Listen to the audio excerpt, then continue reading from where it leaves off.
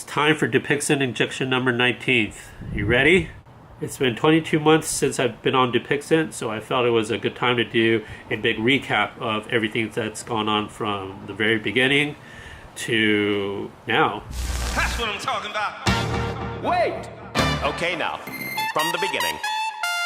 Hit it, boy.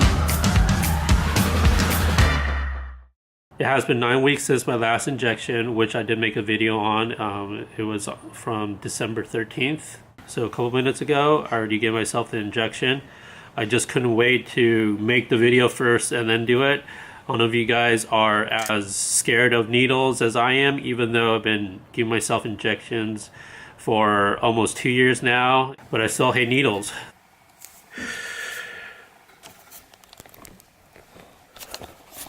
Whew. Did the injection. I held my breath the whole time. I don't like doing it at all. My least favorite thing to do. Like the last couple of days leading up to this injection, just been freaking out and thinking about it and thinking if I'm going to mess up and make it hurt more than it should. So I just got out of the way and now I'm making this video.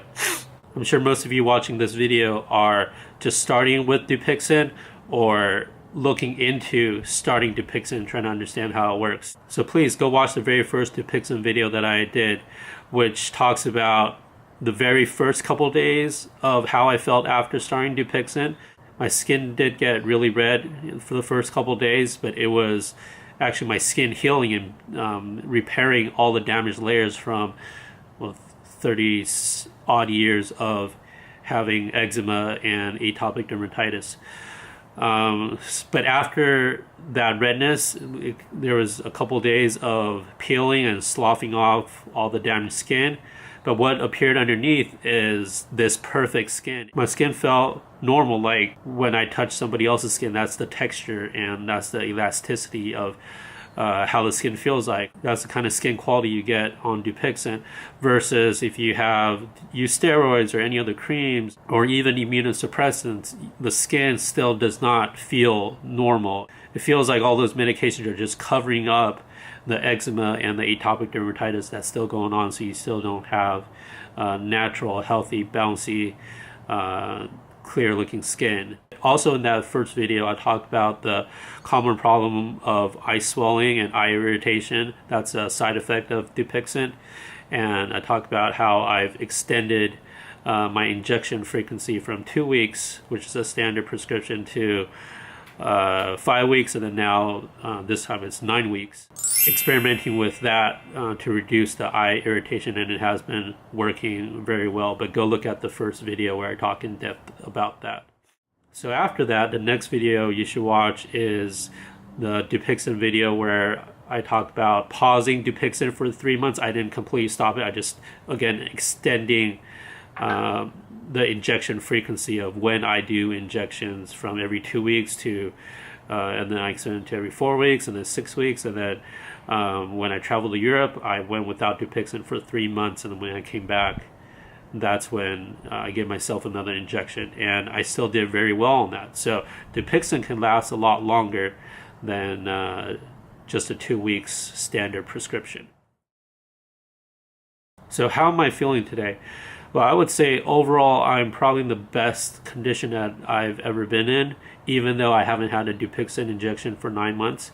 My eczema is probably one of the best it's ever been, and my asthma is doing very well.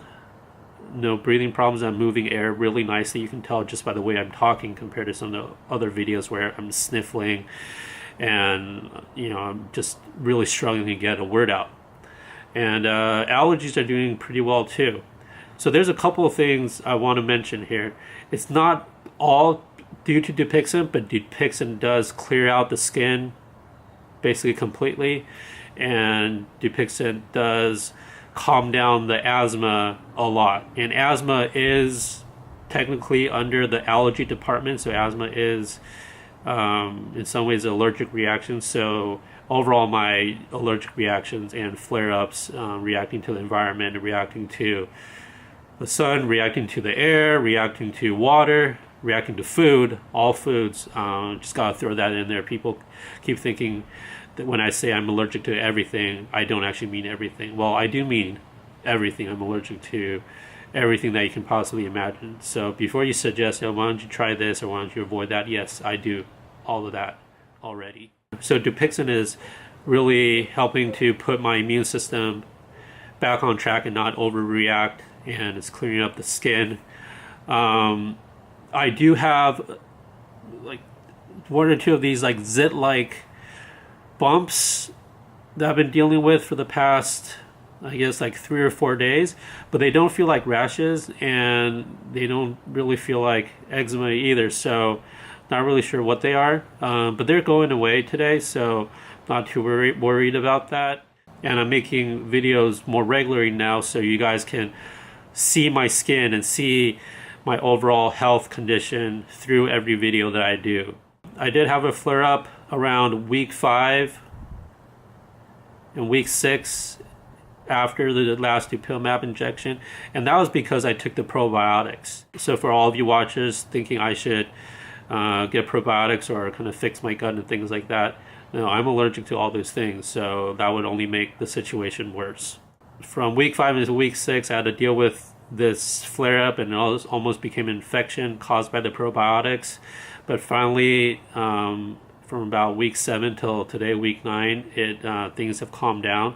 And it's because I took my own advice with the antihistamines that I talked about in the antihistamines video, where you can mix multiple antihistamines together. You want at least one H1 category antihistamine and one H2. But I was already taking Zyrtec for H1 and Pepcid for H2. But I found that adding Allegra, which is also an H1 antihistamine, that has helped my overall allergic reaction to just about everything.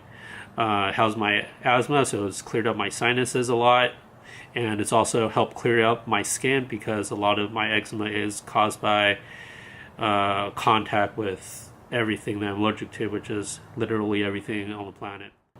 So a lot of the inflammation and even the nausea is gone, because the nausea that I was complaining about is actually inflammation in the inner ear that was affecting just my balance mechanism. So with Allegra, all of that was gone. It's not saying Allegra can heal all these things. I still take cyclosporin for immunosuppressant that calms my whole immune system down, because I have just like a hyperactive immune system. I don't have a weak immune system. I have a overactive immune system. So the immunosuppressant just calms everything down. And then on top of that, I have the Dupixent, which clears out the skin very, very nicely. I still have some remaining allergic reactions, including asthma, food allergies, and occasional skin flare-ups and hives. But that's due to when I come in contact with certain things, or like I said, when the rain comes, it's raining today, and so when the rain comes, I'll react to that. And I can't avoid that. You can't avoid the rain. It's where you live. All these things will cause an allergic reaction, even though the immunosuppressant and Dupixent takes out about 80% of that.